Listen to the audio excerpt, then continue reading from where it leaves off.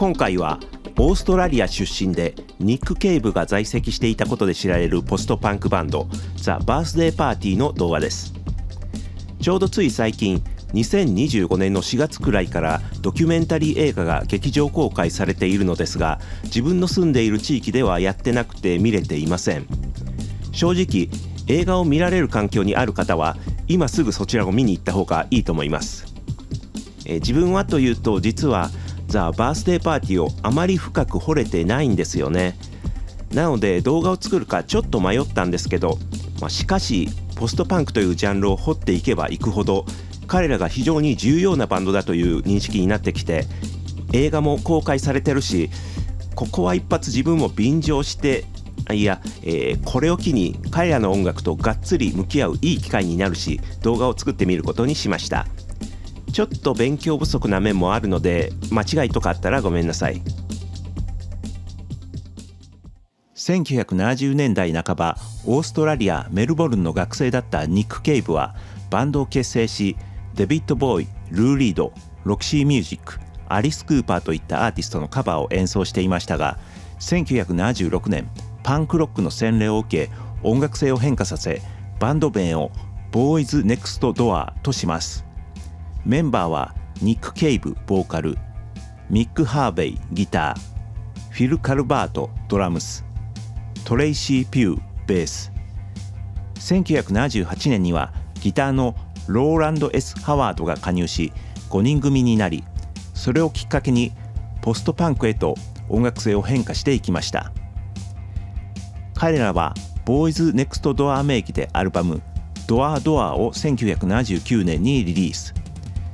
1980年にセカンドアルバムザ・バースデーパーティーをリリース。ちょうどその時期拠点をイギリス・ロンドンに移し、バンド名をザ・バースデーパーティーに改名。ドア・ドアとザ・バースデーパーティーの2枚のアルバムはオーストラリアのみでのリリースでしたが、アルバムザ・バースデーパーティーは後に1979年の EP He How とカップリングされ、1989年にザ・バースデーパーティーの名義で He How というタイトルの CD としてリリースされています。なのでこのあたりどこまでがボーイズネクストドアでどこからがザ・バースデーパーティーなのか分かりづらいややこしい感じになっていますね。で、この CD で聴かれる彼らの音は金属的なギターが特徴のポストパンクサウンドですが、よりガレージロック的な色を強く感じます。そして後の彼らよりはまだ幾分聴きやすさがあります。とは言っても全然尖っていてノイジーで、彼らならではの個性をすでに確立していると思いますが、イギリスのパブリックイメージリミテッドやザ・ポップグループ、バウハウス、またはギャング・オブ・フォーなんかと共通点を見出せるポストパンク好きにはドストライクの音だと思います。個人的にはザ・バースデーパーティーを聴くならこのアルバムから入るのがベストかもとすら思っています。この後の作品こそが彼らの真骨頂ではあるのですが、幾分とっつきづらい印象が自分にはあって、ポストパンクというジャンルからザ・バースデーパーティーに行くなら結構これがおすすめかなと思っています。さて、1980年にロンドンに渡った彼らはインディーレーベルの 4AD と契約し、1981年4月にアルバムPlayers on Fire をリリース。ネットもなく情報が限られていた昔はこれが彼らのファーストアルバムだという認識でした。急性なビートにガリガリとした耳障りなギター、そして本当に野獣のうなり声のようなニック・ケイブのボーカル。これを初めて聞いた当時の自分はパブリックイメージリミテッドとかバウハウスとかポストパンクの有名どころは一通り聞いていたのですが、それら以上に野蛮で凶暴な感じがして面食らいました。そしてイギリスの当時のポストパンク勢と違って感じるのは、ブルースやジャズまたはロカビリーなどのルーツが感じ取れるところ、ポストパンク勢が全体にいわゆるロック的なもの、特にブルース的なものから離れようとしていたところってあると思うのですが、それはオーストラリアという地で限られた情報の中でイギリスのシーンを見ていたからなのか、意識がかなり違っている印象です。このギザギザとエッジの立ちまくったポストパンクサウンドとジャズやブルースが合わさった感じは非常に異彩を放ち、すごくインパクトがあったと思います。個人的に特に好きな曲を挙げるとすると、テンションの高いポストパンクナンバーのクライ、自分の好きなブランキー・ジェット・シティが影響を受けてそうな雰囲気で哀愁を感じさせるダル・デイ、スローでドロドロとしたニック・ザ・ストリッパーやホーホーもかなり好きです。全体にダークでダーティーな雰囲気が漂っていて、レーベルが 4AD ということも相まってか、彼らはイギリスではゴシックロックの一員と思われていたようです。しかしイギリスに移住してきた彼らはその音楽シーンに幻滅したと言っています。ザ・ポップグループとザ・フォールぐらいしかシンパシーを感じられるバンドはいなかったそうで、ちょうど時代的に第二次ブリティッシュインベージョンの初期段階とかぶっていて、きらびやかなシンセポップなどのニューウェーブが幅を利かせ、時代の寵児となっていた時期でした。彼らは1982年になった頃には一旦オーストラリアに帰っています。そして1982年7月にザ・バースデーパーティーとしてはセカンドにあたるアルバムジャンクヤードをリリース。前作の延長線上のサウンドですが、よりワイルドでカオティックな印象を受けます。ブルース、ジャズからの影響がより色濃くなると同時に耳障りなノイジーさも増しています。そして今回調べていて意外な発見だったのは、ここで歌われるテーマがアメリカンゴシックまたはサザンゴシックと言われているものにインスパイアされているということで、どうしてもゴシックというとヨーロッパ発祥のジャンルというイメージですが、アメリカ南部にある貧困、疎外、犯罪、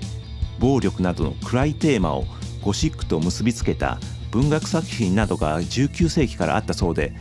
そういったテーマをオーストラリア出身のバンドが主にヨーロッパで演奏するという、なんだか盗作したような感じになっているのが、非常に興味深く思いました。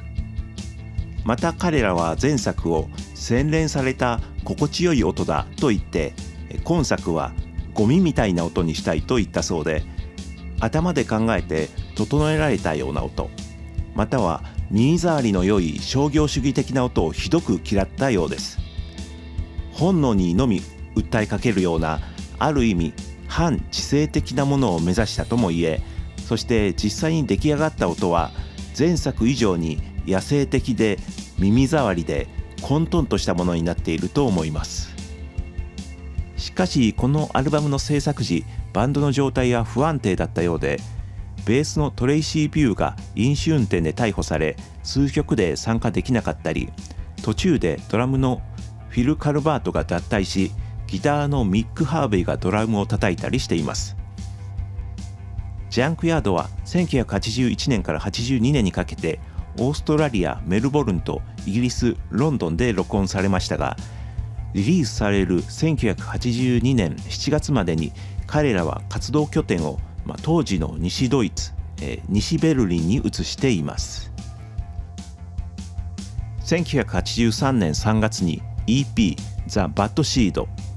11月に Mutiny をリリースしますが、バンドは1983年6月に解散しています。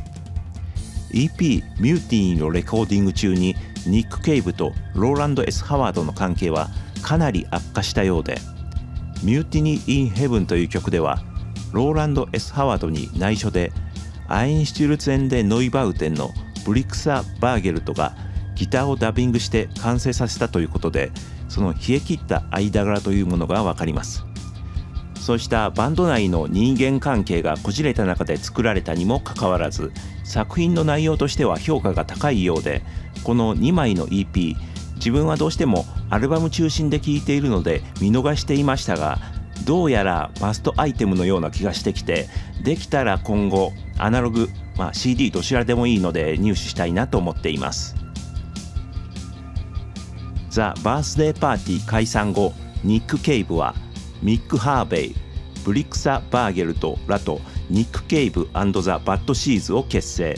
現在まで活動を続けています。このバッド・シーズでの活動でニック・ケイブを知っている方は多いでしょうね。一方、ローランド S ハワードはクライム&ザ・シティ・ソリューション、These Immortal Souls といったバンドで活動しましたが、2009年に亡くなっています。自分がザ・バースデーパーティーを知ったのはいつだったか、名前自体はバウハウスとかを知ったちょっと後くらいに見聞きするようになったと思うのですが、実際に音を聞いたのはこれだったと思うんですよね。新生堂から1990年代初頭に出ていたオリジナル UK インディーズコレクションという3枚組のコンピレーションアルバムで、ザ・バースデーパーティーのミューティニーからジェニファーズ・ベイル、ニック・ケイブ&ザ・バッド・シーズのザ・シップソングが収録されていました。ジェニファーズ・ベイルはスローでドロドロとした曲、ザ・シップソングはバラードで、随分渋い大人っぽいイメージを持ちました。それからちょっと後にプレイヤーズ・オン・ファイヤーの CD を買ったのですが、そのカオスな感じのサウンドに驚きました。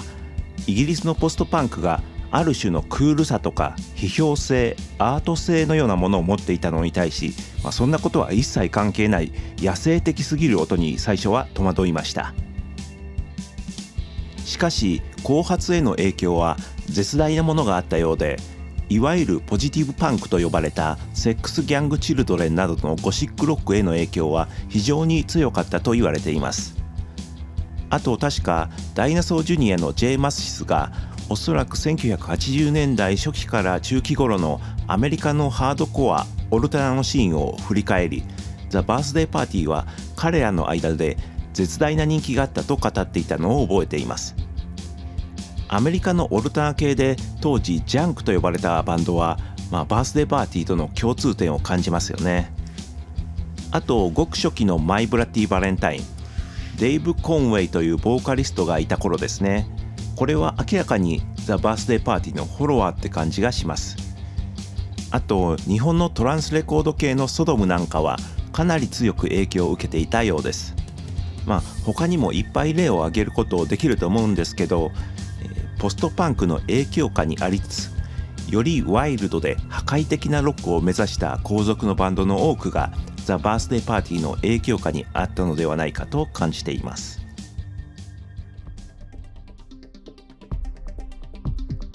初期衝動と破壊的なサウンドでもってオーストラリアからイギリスに乗り込んできたザ・バースデーパーティーでしたが、80年代頭でっかちだったり商業的な方向へ舵を切るバンドが多くなったイギリスのポストパンクシーンに幻滅し、短い期間の活動で解散してしまいました。しかし彼らのまいた種は確実に後続のオルタナティブなバンドに受け継がれていった、そんな風に思えて、自分の認識以上に絶大な影響力を持ったバンドだったのではないか、ここ最近、いや結構前からそんな風に思っています。